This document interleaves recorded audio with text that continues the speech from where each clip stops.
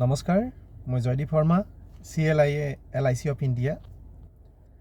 আজি এই ভিডিঅ'টো প্ৰস্তুত কৰিছোঁ মই যিখিনি ইঞ্চুৰেঞ্চ জগতত ইঞ্চুৰেঞ্চ এডভাইজাৰ হিচাপে নতুনকৈ খোজ পেলাইছে তেওঁলোকৰ বাবে।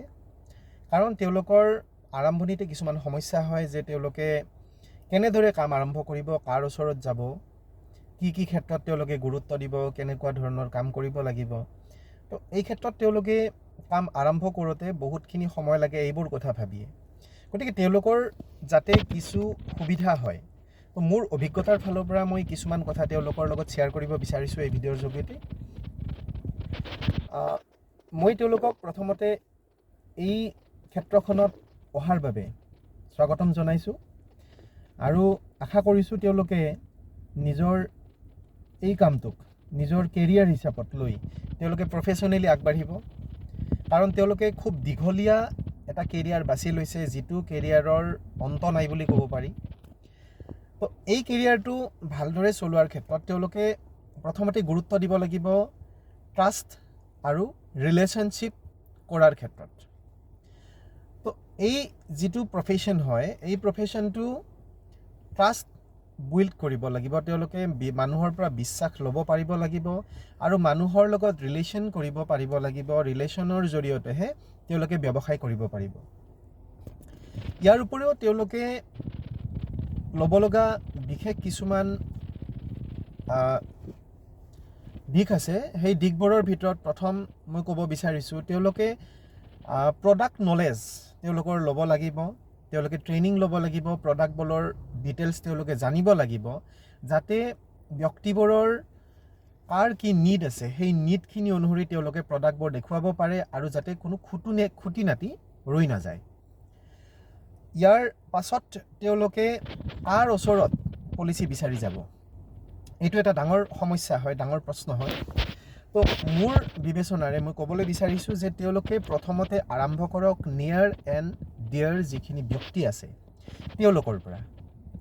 তো নিয়াৰ এণ্ড ডিয়াৰ বুলি কওঁতে মই ক'বলৈ বিচাৰিছোঁ যিখিনি তেওঁলোকৰ আত্মীয় স্বজন আছে, কাষৰ ব্যক্তি আছে, বা তেওঁলোকে যিখিনি মানুহৰ পৰা দৈনিক আচবাববোৰ কিনা বেচা কৰে, তেওঁলোকৰ পৰা তেওঁলোকে প্ৰথমতে ব্যৱসায় লোৱাৰ চেষ্টা কৰা ভাল।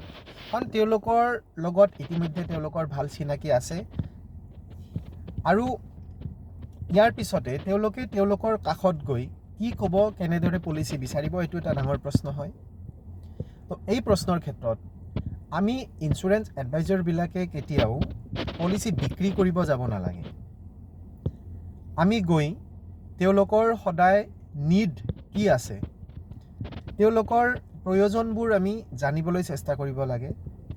কাৰণ যাৰ এজন সদ্যজাত সন্তান আছে, সৰু ল'ৰা ছোৱালী আছে, তেওঁক কি প্লান লাগিব, এজন চাকৰি কৰা ব্যক্তি যাৰ হয়তো পেঞ্চনৰ ব্যৱস্থাও নাই, প্ৰাইভেট জব হ'ব পাৰে, তো তেওঁক কেনেকুৱা প্লেন লাগিব, তো কাৰ কেনেকুৱা প্লানৰ দৰকাৰ আছে, এইজ অনুসৰি সেই অনুমান, সেই বিশেষ দৃষ্টিভংগী এটা আমি নিজৰ মাজতে আমি জগাই তুলিব লাগিব, যাতে তেওঁলোকক কেনেকুৱা প্লান লাগে আমি সেইটো বুজিব পাৰোঁ। তো এই বুজিব পৰা ক্ষমতাটোৰ যোগেদি তেওঁলোকৰ নিড যেতিয়া আমি জানিম, সেই জানাৰ পিছত আমি তেওঁলোকৰ সেই নিডৰ যিটো চলিউশ্যন, সেই চলিউশ্যন অনুসৰি তেওঁলোকক আমি প্লান দেখালে আমি ছাকচেছ হ'ম। ইয়াৰ পাছত নতুন এজেণ্ট এজনে এই ক্ষেত্ৰত ইঞ্চুৰেঞ্চ জগতত আগবাঢ়িবলৈ তেওঁ বৰ্তমান সময়ত ছ'চিয়েল মিডিয়াৰ ব্যৱহাৰ কৰিব জানিব লাগিব। কাৰণ বৰ্তমান সময়ত ছ'চিয়েল মিডিয়া ব্যৱসায়ৰ বাবে এক উত্তম মাধ্যম। ইয়াত আপোনাক মানুহে চিনি পাব। আপুনি সদায় এডবিলাক বা ইঞ্চুৰেঞ্চ ৰিলেটেড যিবিলাক কথা আছে এইবিলাক ক্ষেত্ৰত লিখনি আপুনি দি থাকক, পোষ্টাৰ শ্বেয়াৰ কৰি থাকক।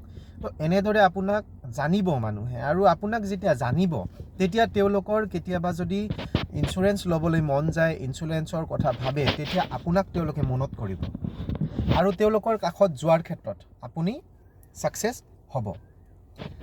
ইয়াৰ পাছত আপুনি ইঞ্চুৰেঞ্চ এডভাইজাৰ হিচাপত কাষ্টমাৰ ছাৰ্ভিচ ষ্ট্ৰং কৰিব লাগিব।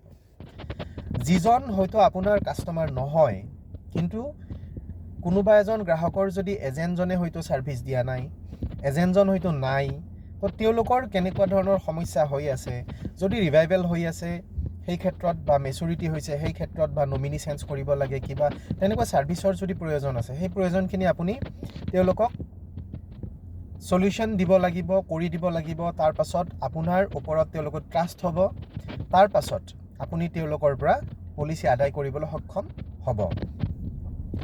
আৰু আপুনি এডভাইজাৰ হিচাপত আপুনি ৰিজেকশ্যনৰ কাৰণে কেতিয়াও ভয় কৰিব নালাগে, কাৰণ আপুনি যদি এদিনত 10জন ব্যক্তি ইঞ্চুৰেঞ্চৰ বাবে লগ কৰে, তাৰ গড় হিচাপত 7জনে আপোনাক ৰিজেক্ট কৰিব, নো ক'ব যে তেওঁলোকে ইঞ্চুৰেঞ্চ নলয়, তেওঁলোকক প্ৰয়োজন নাই।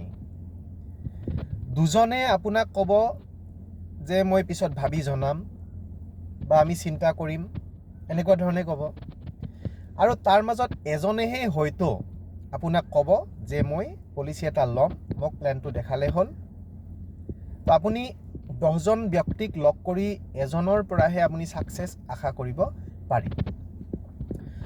আপুনি ইঞ্চুৰেঞ্চ এডভাইজাৰ হিচাপত আপোনাৰ আটাইতকৈ গুৰুত্বপূৰ্ণ এটা বিশেষ কথাৰ ক্ষেত্ৰত আপুনি ধ্যান দিব লাগিব, সেইটো হ'ল আপুনি আপোনাৰ এটা প্ৰফেশ্যনেল ইমেজ কৰিব লাগিব, ইমেজ এটা ক্ৰিয়েট কৰিব লাগিব।